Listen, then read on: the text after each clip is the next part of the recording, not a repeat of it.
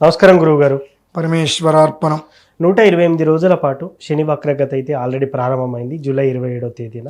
So ఈ శని వక్రగతి వల్ల ఎలా ఉండబోతుందంటారు? ముఖ్యంగా చాలామంది శని వక్రగతి అనగానే రాసుల గురించి చెప్తూ ఉంటారు. 12 రాసుల వారికి కొంతమందికి బాగుంటుందండి, కొంతమందికి ఫలితాలు బాగుండట్లేదని చెప్పేసి. ఈ 128 రోజుల పాటు ద్వాదశ రాసుల వారికి ఎలా ఉండబోతుంది, వాళ్ళు చేయాల్సిన వాటి విధి విధానాలు ఏంది, అది కాకుండా ఇంకేదైనా ఉందా చేయడానికి? తప్పకుండా అండి. బుద్ధి లేని వెధవలు, సిగ్గు లేని మనుషులు తీసుకొచ్చి శని వక్రగతి అనగానే పీడా పిశాచం అని చెప్పి యూట్యూబ్ వీటి మొత్తం వదలగొట్టేశారు. వాళ్ళ బ్రతుక్కి ఏం తెలుసండి? విషయ పరిజ్ఞానం ఉన్నవాళ్ళు ఈ 10 రోజులలో, ఈ గడిచినటువంటి 27వ తారీఖు ముందు నుంచి కానీ ఇప్పటి వరకు కానీ ఈ శని వక్రగతి వల్ల ఇంత అన్యాయం జరుగుతుంది, ఇంత కర్మ జరుగుతుందని చెప్పి విషయ పరిజ్ఞానం ఉన్నటువంటి పండిత లోకంలో ఎవరు చెప్పలేదుగా. చెప్పారా? ఎవరు చెప్పరా. ఇంచుమించుగా ఎవరో కాలేజీకి వెళ్ళేటువంటి పిల్లలు కావచ్చు, వాళ్ళు కావచ్చు, వాళ్ళ యూట్యూబ్లో ఇన్ఫ్లుయెన్సర్లు అంటారు, వాళ్ళ మైక్ పెట్టుకొని చెప్పేస్తే నమ్మేస్తున్నారంటే సిగ్గుందంటే జనాలకి కొంచెమైనా సిగ్గుండద్దు. ఎవరు చెబుతున్నారు, ఏం చెప్తున్నారని తెలుసుకోవాలి. ఏమీ తెలుసుకోకుండా గుడ్డెత్తు చేలో పెట్టట్టుగా ఎవరో చెప్పంగానే వామ్మో శని పీడ పిశాచం అనుకుంటూ నేను నువ్వులతో పూజ చేస్తాను, నువ్వులతో అభిషేకం చేస్తా అంటే ఎక్కర్లేని పీడ నీకు చుట్టుకుంటుంది. ఎక్కర్లేని దరిద్రం, దేశంలో ఉన్న దరిద్రం మొత్తం నీకే చుట్టుకుంటుంది. ఇది ఖచ్చితం. అదేంటంటే అలా మాట్లాడతారు అని అంటే, శన్యరిష్టేతు సంప్రాప్తే శని పూజాంచకారయేతు శని ధ్యానం ప్రవక్ష్యామి ప్రాణపీడోపశాంతయే. ఆయుఃకారకుడు, ఐశ్వర్యకారకుడు ఎవరు? శని. ఆయన ఎప్పుడు ఎవరిని అన్యాయం చేయడండి. ప్రధానంగా ఈ వక్రగతి స్థితిలో మీనరాశి మేషరాశికి అద్భుతం. ఓకే. ఇతపూర్వం 18 నెలల క్రితము మేషరాశికి మీనం నుంచి మేషానికి వచ్చినప్పుడు ఏలినాటి శని ప్రారంభమైంది. ఆ ఏలినాటి శని ప్రారంభమైనప్పుడు ఆ శనేశ్వరుడు కొన్ని అనుగ్రహాలు ఇచ్చాడు. కర్మ ప్రారంభవశాత్తు మీనరాశి వారేమో అతి మంచితనం, అతి జాగ్రత్త, అతి నిదానంతో అవకాశాన్ని జారవిరుచుకున్నారు. మేషరాశి వారు మూర్ఖత్వంగా నా వెనకాల ఆయన ఉన్నాడు, నాకేంటి, నేనేం చేసినా చెల్లుబాటు అవుతుంది. శని బలం మేషానికి. నా వెనకాల ఆయన ఉన్నాడు. ఏలినాడు శని అంటే కొంతమంది ఏమో అమ్మో నన్ను నాశనం చేస్తుంది అనుకుంటూ నాశనం అయిపోయారు. కొంతమంది నాకున్న బలం ఇప్పుడు ఆయనే కాబట్టి నేను ఏం చేసినా చెల్లుబాటు అవుతుంది అనేటువంటి అహంతో చేతులారా చెడగొట్టుకున్నారు. ఆ ఒక్క విధానము 18 నెలల తర్వాత మళ్ళీ ఇప్పుడు శని వెనుతిరిగి మీనానికి వెళ్ళి అక్కడి నుంచి మళ్ళీ మేషం వరకు కూడా ప్యాచ్ వర్క్ అంటారు. ఐడియా ఉందండి? అది ఏదైతే కనుక ఆయన జాగ్రత్తగా ఒక విధానాన్ని అనుసరించుకుంటూ వస్తుంటే వీరిద్దరూ కూడా మేషరాశి వారు మీనరాశి వారు వీరి ఉన్నటువంటి సొంత పైత్యం అంటారు చూసారండి, సొంత తెలివితేటలు, అతి తెలివితేటలు ప్రదర్శన చేసి వాళ్ళకు భగవంతుడి ఆయన శనేశ్వర స్వామి వారి ఇచ్చిన అనుగ్రహానికి పాత్రులు అవ్వకుండా ఆ అనుగ్రహానికి దూరం చేసుకున్నారు కనుక మరలా మరొక్కసారి వారిద్దరి మీద ఉండేటువంటి అభిమానంతో, ప్రేమతో వారిద్దరి జీవితాన్ని మళ్ళీ ఒడ్డును చేర్చాలి క్షేమంగా అని చెప్పి ఆయన వెనుతిరిగి వెళ్ళి మళ్ళీ నడిచి అక్కడి నుంచి మళ్ళీ జాగ్రత్తగా ఆ గుంటలు మనం పొడి చేసేసిన దాన్ని అన్నింటిలో మళ్ళీ ప్యాచ్ వర్క్ చేసుకుంటూ మనకంటూ ఒక మార్గాన్ని 8 సంవత్సరాల వరకు కూడా మరలా ఏ ఇబ్బంది మనకు కలగకుండా ఆ శనేశ్వరుడు వక్రగతిగా వెనక్కి తిరిగి వెళ్ళి మన ఒక జీవితాన్ని ఉద్ధరింపజేసేటువంటి ప్రయత్నం ఆయన చేస్తున్నాడు. మనం ఏం చేయాలి ఇక్కడ? చక్కగా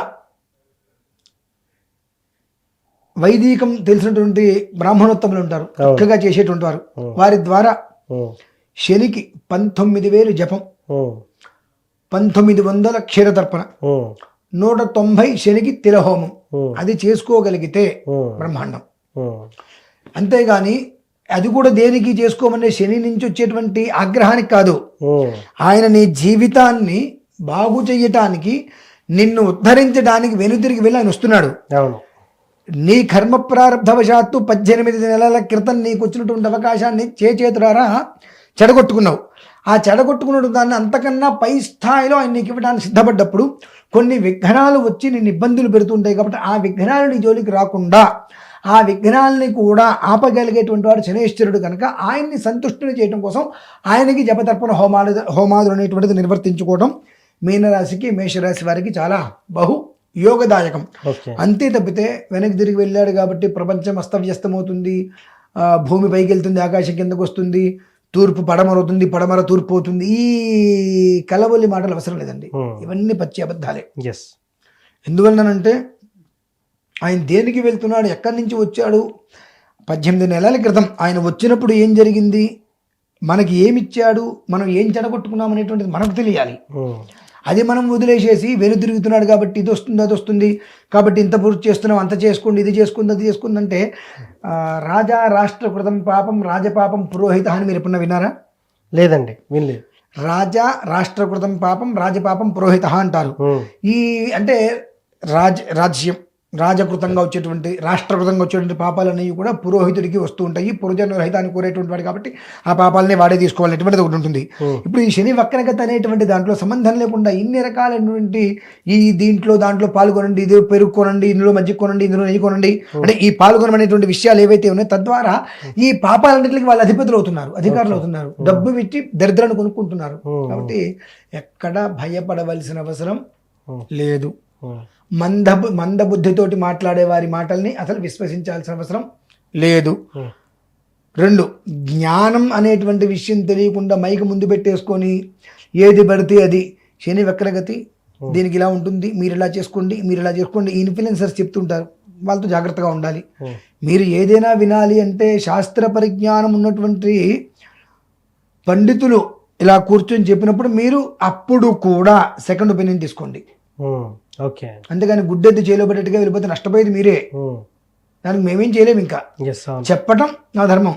ఏం చేయాలి? ఇప్పుడు నీకు మంచి యోగం ఉంది, ఇప్పుడు ఆయన ఇవ్వబోతున్నాడు. ఆ ఇచ్చేటువంటి యోగానికి నీ అహంకారంతో, నీ యొక్క అతి మంచితనంతో, నీ లేజీనెస్తో నువ్వు చెడగొట్టుకున్నావు కాబట్టి మళ్ళీ ఆ అహం అనేటువంటి దగ్గరికి రాకుండా, నాయనా నేను నీ పిల్లలం, మనుషులం, ఖచ్చితంగా అజ్ఞానంతో ఉంటాం, మంచి మాత్రం చెయ్యం, చెడు మాత్రమే చేస్తాం, మా అవసరాల కోసం ఓసర వెళ్ళి కూడా ఊహించిన రంగులు మార్చగలం మేము, అటువంటి మనుషులం.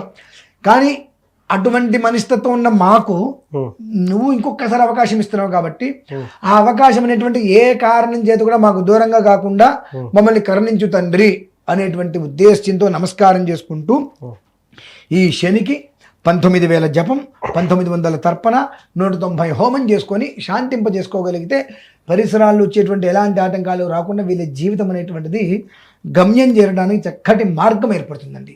అదే ఇప్పుడు జరిగేది. సో చాలా చక్కగా వివరించారు. అండ్ మీరు చేస్తారా సార్ అది? మిమ్మల్ని మనం చేయటం చేయకపోవడం సెకండరీ. అవతల వ్యక్తి మనం చెయ్యాలంటే మనం చెప్పిన నియమాలు కూడా వాళ్ళు సిద్ధపడి ఉండాలి. ఆ చేయటానికి డబ్బులు ఖర్చు పెట్టడానికి సిద్ధపడుతున్నారు కానీ నియమాలతో ఉండడానికి సిద్ధపడట్లా. నువ్వు నియమం అనుసరించలేనప్పుడు చేయొద్దు. చేసి దరిద్రాన్ని ఇంకా నెత్తి మీద పెట్టుకోవద్దు. 8 రోజులు చేయటానికి అది ఆ 8 రోజులు నా జీవితం నేను స్థిరత్వంగా ఉంచుకుంటా, నా అహాన్ని పక్కన పెడతా అనుకున్నప్పుడు నాతో మాట్లాడండి, అంతే. So thank you sir. Thank you. Rameshwara.